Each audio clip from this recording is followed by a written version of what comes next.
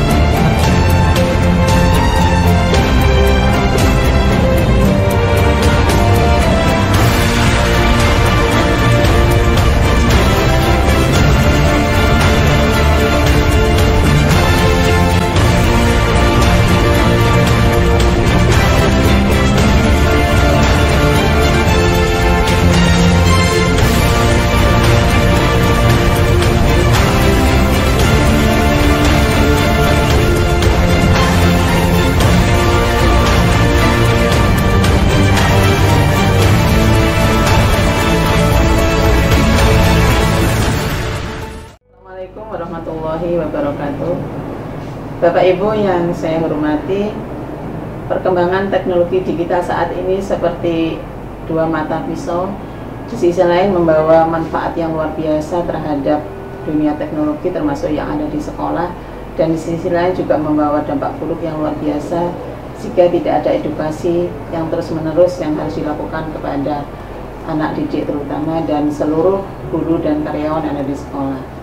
Saat ini perkembangan teknologi digital memicu munculnya tren dan perkembangan baru di sekolah-sekolah, yaitu transformasi digital, yaitu berubahnya sistem dari manual menuju sekolah digital, baik dari sistem keuangan, kemudian dari kurikulum kesiswaan maupun hubungan masyarakat. Semuanya ini adalah untuk menumbuhkan efisiensi pelayanan sekolah terhadap masyarakat sekitar. Oleh karena itu, sekolah kami terus berinovasi, beradaptasi, menyediakan fasilitas baik dari SDM maupun sarana prasarana. Saat ini sumber daya manusia yang kami miliki sangat memadai. Kurang lebih 15 tenaga pendidik dan kependidikan telah kami sediakan untuk mendukung terselenggaranya sekolah digital. Dari segi sarana prasarana, sekolah telah menyediakan WiFi dengan sebesar 100 Mbps, dan karena ada beberapa kelas yang tidak bisa terakses oleh internet, maka kami menyediakan 12 orbit agar seluruh kelas yang ada di sekolah kami ini bisa mengakses internet untuk mendukung pembelajaran, terutama pembelajaran digital. Kemudian untuk kelas-kelas yang tidak bisa terakses internet, kami juga sudah menyediakan sebanyak 12 orbit, yang mana harapan kami seluruh kelas tanpa kecuali semuanya telah memanfaatkan internet dalam mendukung pembelajaran berbasis digital.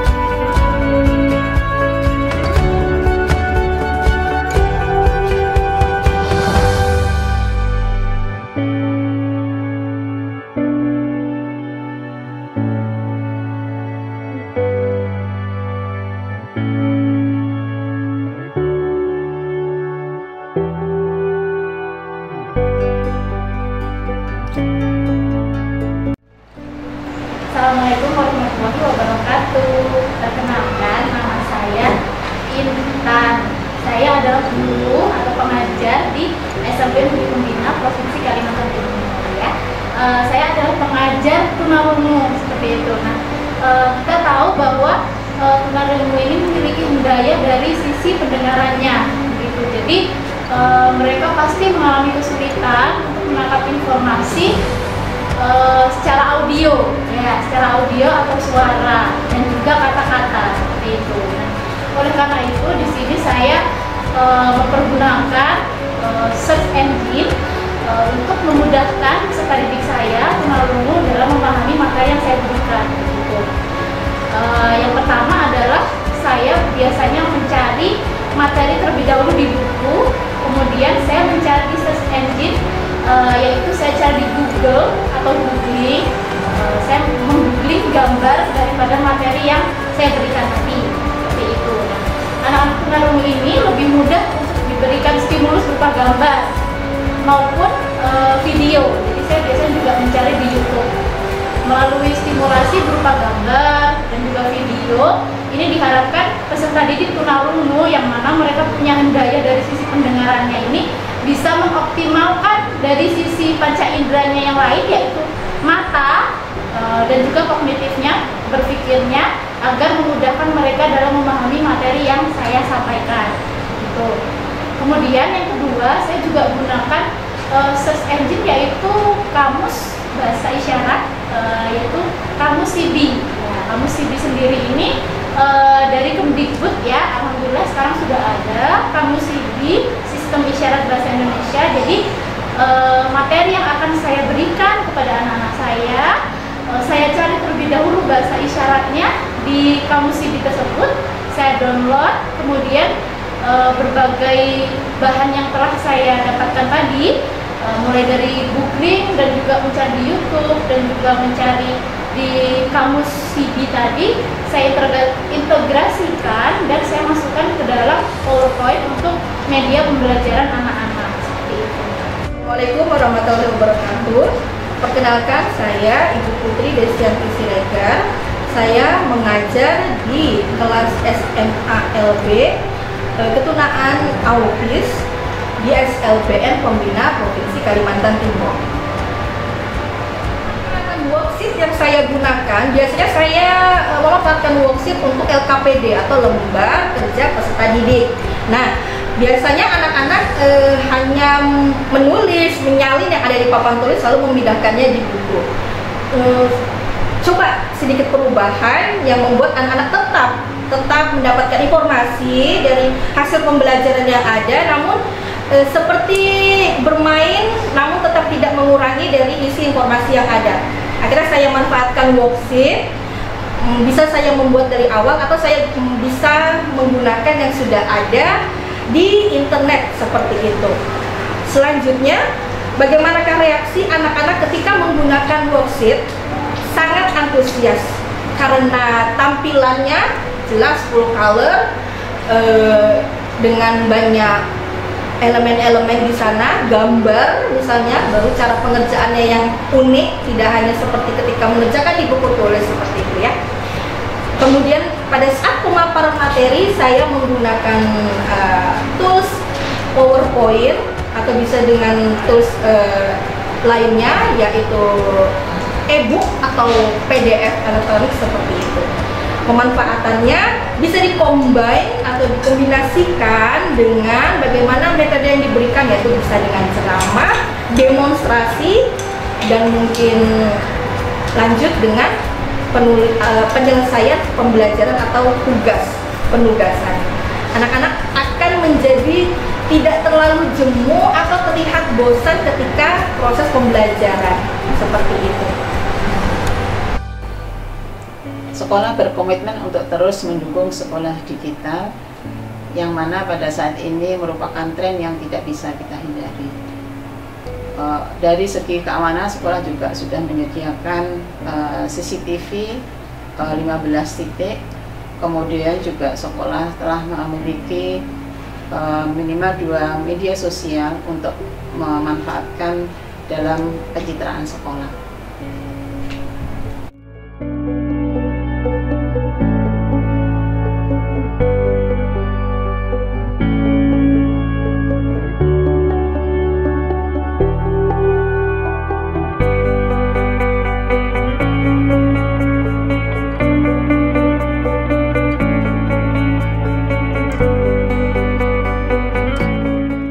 Assalamualaikum warahmatullahi wabarakatuh.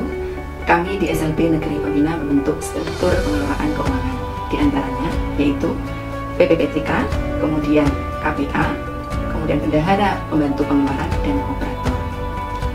Kami menggandeng SDM yang mumpuni. Dalam hal ini operator menjalankan atau mengerjakan aplikasi, sedangkan tetap kami pantau untuk penggunaan dananya. Sedangkan aplikasi yang dipergunakan di dalam pengelolaan keuangan ini, yang pertama yaitu aplikasi SIPD. Aplikasi SIPD ini digunakan di Busda. Di dalam aplikasi terdapat 3 akun, yaitu akun PPK, yaitu untuk pembuatan SPM dan verifikasi SPP. Kemudian akun PPP itu digunakan untuk peng-SPJ dan pembuatan SPP. Kemudian akun yang ketiga yaitu akun KPA itu digunakan untuk pembuatan SPTJM. Sedangkan aplikasi Arkas itu digunakan untuk Busnas. Dalam aplikasi ini digunakan untuk pengajuan anggaran dan pelaporan penggunaan dana Busnas. Di dalam aplikasi ini terdapat juga jenis barang dan beserta daftar harga dan kegiatan apa saja yang akan dilakukan oleh sekolah. Yang ketiga yaitu aplikasi Tepra. Aplikasi ini digunakan untuk laporan realisasi keuangan dan fisik dari dana Busnas dan dana Busda. Dalam pengelolaan sarana prasarana yang ada di SLB Pembina, semuanya dalam bentuk aplikasi, based on digital semua di sini. Dalam arti untuk belanja yang habis pakai, kita menggunakan aplikasi yang namanya Sikap 2023. Terus kalau untuk yang barang aset modal, kita memakai aplikasi yang namanya aplikasi BNB. Untuk kemudahan-kemudahan aplikasi yang sudah kita kerjakan, biasanya kita bisa mengambil data-data yang sebelumnya yang kita entry itu dengan sangat mudah. Misal di pengerjaan aplikasi BNB barang modal ya, di sini yang harganya 1.500.000 ke atas, kita bisa langsung mengambil label barang itu sendiri dan kita label barang itu berdasarkan tahunnya masing-masing. Jadi kita tidak usah lagi memikirkan nomor dan lain-lain. Jadi kita langsung aja ngeprint dan kita labeli barang sesuai dengan tahunnya. Begitulah kemudahan-kemudahan aplikasi yang saya pakai. Dan aplikasi ini memang termonitor dari sekolah langsung ke provinsi. Di provinsi sini dikelola oleh BPKAD. Jadi semua barang yang ada di SLB Pembina atau sekolah kami itu semuanya termonitor dan tidak ada satupun yang tidak termonitor. Maka untuk dua aplikasi yang saya kerjakan ini sangat membantu sekolahan ya dalam hal untuk manajemen sarana prasarana dan juga untuk provinsi mengetahui barang-barang apa aja yang ada di sekolah kami. Terima kasih. Assalamualaikum warahmatullahi wabarakatuh. Pemanfaatan media digital untuk pendataan siswa dan pegawai sangat membantu dan mempermudah operator sekolah. Karena dengan sistem dan aplikasi yang disediakan oleh Kementerian Pendidikan, Kebudayaan, Riset, dan Teknologi, pendataan siswa dan pegawai menjadi lebih sistematik dan terstruktur.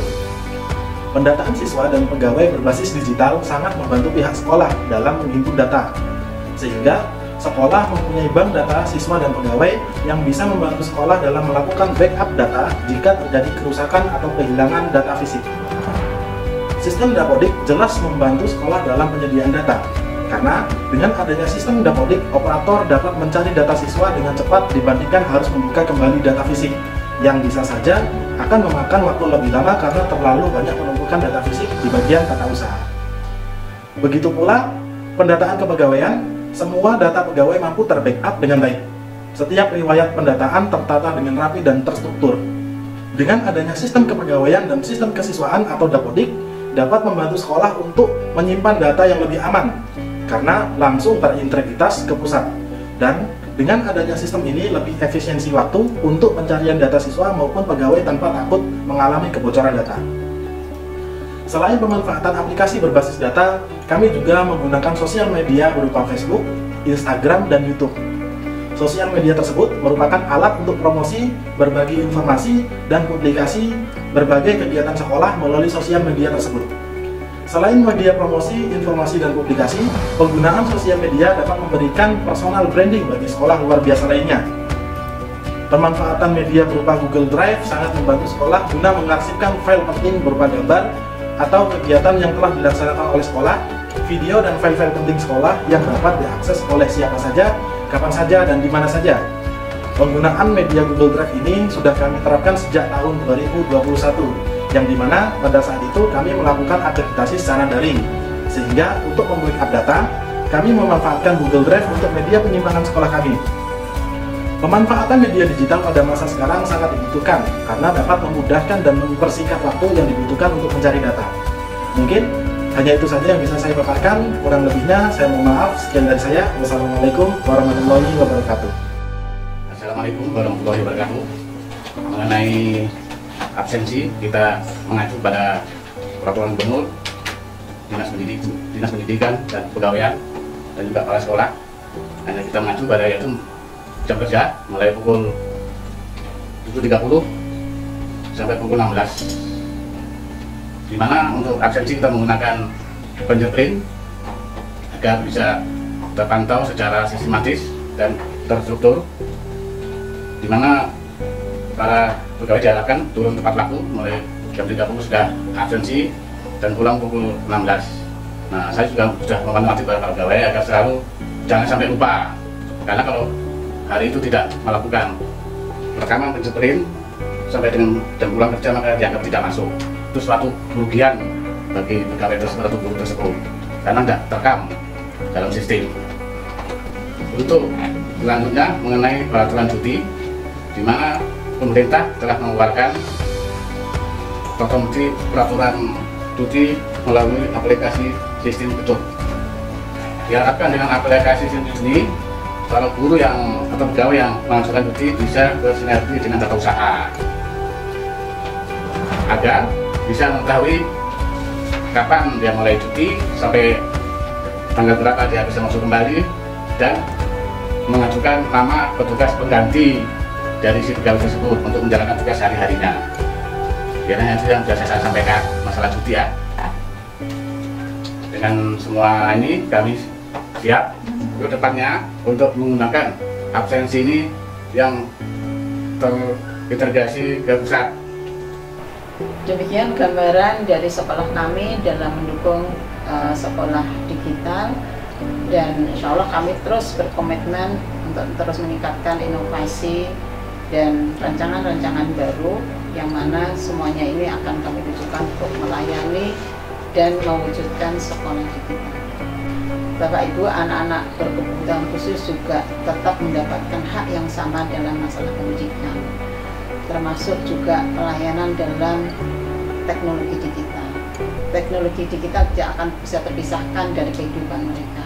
Maka tugas kami sebagai tenaga pendidik maupun kependidikan mendampingi mereka, membersamai mereka agar teknologi yang mereka gunakan bisa dimanfaatkan dengan sebaik-baiknya. Demikian, terima kasih, semoga bermanfaat. Assalamualaikum warahmatullahi wabarakatuh.